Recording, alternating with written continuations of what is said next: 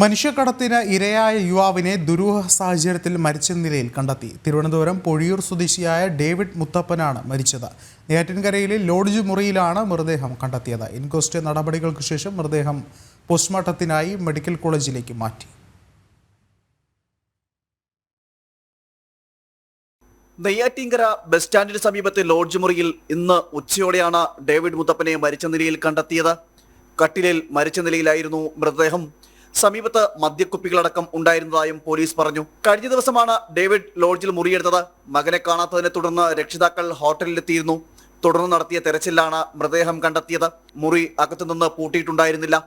സംഭവത്തിൽ നെയ്യാറ്റിൻകര പോലീസ് കേസെടുത്തു. ഇൻക്വസ്റ്റ് നടപടികൾ പൂർത്തിയാക്കിയ ശേഷം മൃതദേഹം പോസ്റ്റ്മോർട്ടത്തിനായി തിരുവനന്തപുരം മെഡിക്കൽ കോളേജിലേക്ക് കൊണ്ടുപോയി. റഷ്യയിൽ മനുഷ്യക്കടത്തിന് ഇരയായ ഡേവിഡ് മുത്തപ്പൻ കഴിഞ്ഞ 6 മാസം മുമ്പാണ് നാട്ടിൽ തിരിച്ചെത്തിയത്. സാമ്പത്തിക പ്രതിസന്ധിയെ തുടർന്ന് ആത്മഹത്യ ചെയ്തതാകാമെന്നതാണ് പ്രാഥമിക നിഗമനം. ജനം, തിരുവനന്തപുരം.